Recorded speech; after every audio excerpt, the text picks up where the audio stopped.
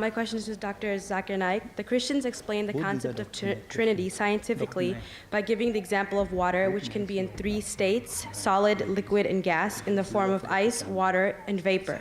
Similarly, one God is a triune God, Father, Son, and Holy Ghost. Is this explanation scientifically correct? Just a comment before I give the answer. We should not tempt God, we should not test God, but here we aren't testing God, we are testing the human being. We should not test God, but here we are testing you, and God promises that any believer who has deadly poison, he will not die. He'll be able to speak in foreign tongues. We aren't testing God, we know God is correct. He will see to it that every believer can speak. We are testing you whether you're a believer or not. Coming to the question of the sister, that there are Christians who say that scientifically we can prove the concept of Trinity, like how water can be in 3 states, solid, liquid, and gas, like ice, water, and vapor. So similarly, God is in 3 forms, Father, Son, and Holy Ghost. How to reply, and is this scientifically correct? Scientifically, I do agree, water can be in 3 forms, solid, liquid, and gas, ice, water, and vapor. But scientifically, we also know that the component of water remains the same, H2O, 2 atoms of hydrogen and 1 atom of oxygen. The components remain the same, the constituent remains the same, the forms keep on changing, there is no problem. Let's check with the concept of Trinity. Concept of Trinity, Father, Son, and Holy Ghost. Form, they say form changes. Okay, for sake of argument, we agree. Does the component change? God and Holy Ghost is made of spirit. Human beings are made of flesh and bones. They aren't the same. Human beings require to eat. God doesn't require to eat to survive. They aren't the same. And this is testified by Jesus Christ, peace be upon him, himself in the Gospel of Luke, chapter number 24, verse number 36 to 39. He says that, behold my hands and feet, handle me and see, for a spirit has no flesh and bones.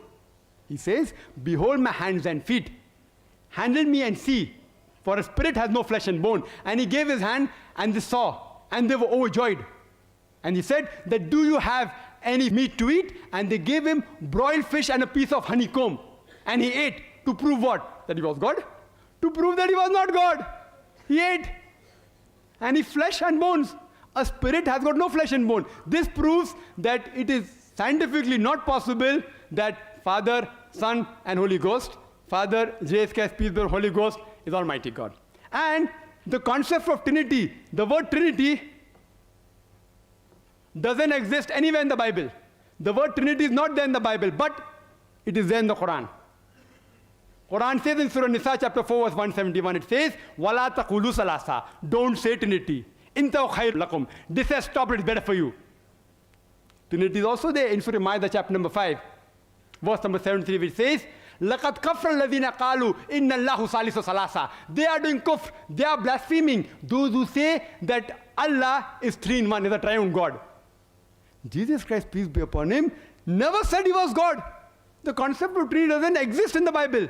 The only verse which is closest to the concept of Trinity is the first epistle of John, chapter number 5, verse number 7, which says, for there are 3 that bear record in heaven, the Father, the Word, and the Holy Ghost, and these 3 are one. But if you read the Revised Standard Version, revised by Thaidu scholars, Christian scholars of the highest eminence, backed by 50 different corporate denominations, they say this verse of the Bible, first epistle of John, chapter 5, verse number 7, is an interpolation, is a concoction, is a fabrication. It was thrown out of the Bible. Jesus Christ, peace be upon him, never claimed divinity. There is not a single unequivocal statement in the complete Bible where Jesus Christ, peace be upon him, says, I am God, or where he says, worship me. In fact, if you read the Bible, it is mentioned in the Gospel of John, chapter number 14, verse number 28, he said, my Father is greater than I. Gospel of John, chapter number 10, verse number 29, my Father is greater than all. Gospel of Matthew, chapter number 12, verse number 28, I cast out devils with the Spirit of God. Gospel of Luke, chapter number 11, verse number 20, I with the finger of God cast out devil. Gospel of John, chapter number 5, verse number 30, I can of my own self do nothing.